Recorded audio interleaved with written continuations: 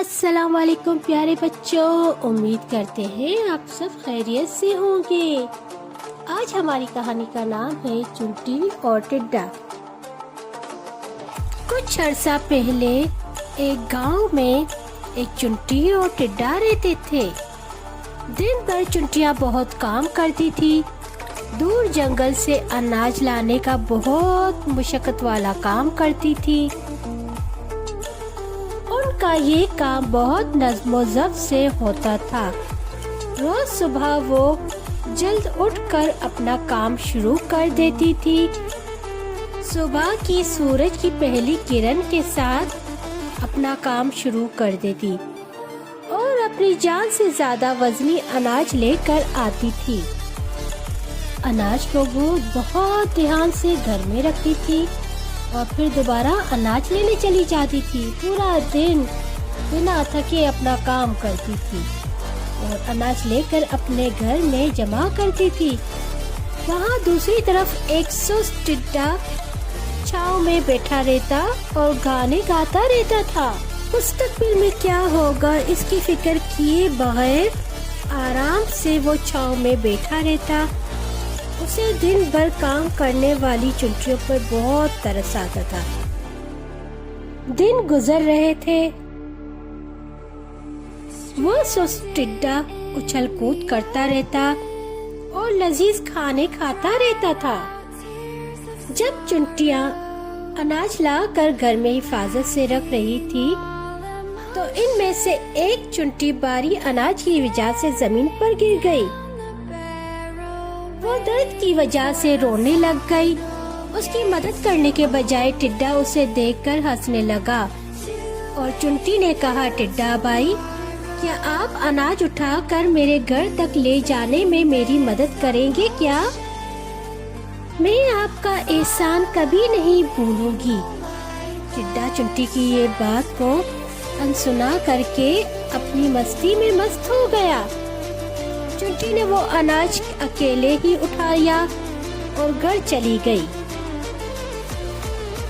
ٹڈے نے کہا، تم اتنی محنت کیوں کرتی ہو؟ پیاری چنٹی، تھوڑا آرام کرو اور آؤ میرے ساتھ کھیلو۔ چنٹی نے نظر انداز کر کے اپنا منہ پھیر لیا اور چلی گئی اور پھر ٹڈا دوبارہ ہنسا اور ٹڈے نے کہا، تم بہت بے وقوف چنٹی ہو۔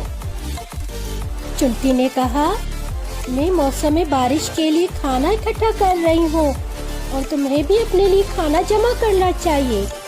ٹڈے نے کہا، بارش کی اتنی فکر کیوں کرتی ہے؟ ابھی تو ہمارے پاس کھانے کے لیے بہت کھانا ہے۔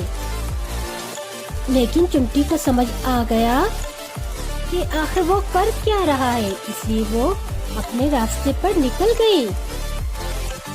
کچھ دنوں کے بعد جیسے ہی موسم تبدیل ہوا، اس کے بعد خوب بارش ہوئی اور پھر سردی کا موسم شروع ہو گیا۔ ہر طرف سردی کی لہر تھی اور برف باری کی چادر ہر جگہ پر بچھی ہوئی تھی۔ ٹڈے کو سردی لگی، اپنے آپ کو سردی سے بچانے کے لیے سوکھے پتوں کا سہارا لیا، پر وہ اڑ گئے۔ اسے بہت سردی لگ رہی تھی اور بھوک سے بھی برا حال تھا۔ اسے کھانے کو کچھ نہ ملا تو وہ مر جائے گا، وہ سمجھ گیا تھا۔ چنٹیاں صحیح کہتی تھی، اسے بھی تیاری کرنی چاہیے تھی۔ اس کے آس پاس سردی کو سے بچنے کے لیے نہ تو گھر تھا نہ کھانے کے لیے کچھ۔ برف سے سب کچھ ختم ہو گیا تھا۔ ٹڈا، اب میں کہاں جاؤں؟ اس نے سوچا کہ اب میں چنٹیوں کے پاس جاتا ہوں، مجھے وہاں کھانا ملے گا۔ سلام چنٹی بہن، آپ کیسی ہو؟ مجھے کھانا دے دو پلیز، میرے پاس کچھ نہیں ہے۔ ٹڈا گڑ گڑایا۔ چنٹی نے کہا، جاؤ، میں تمہاری مدد نہیں کر سکتی، جو سستی کرے گا اس کی یہی سزا ہے۔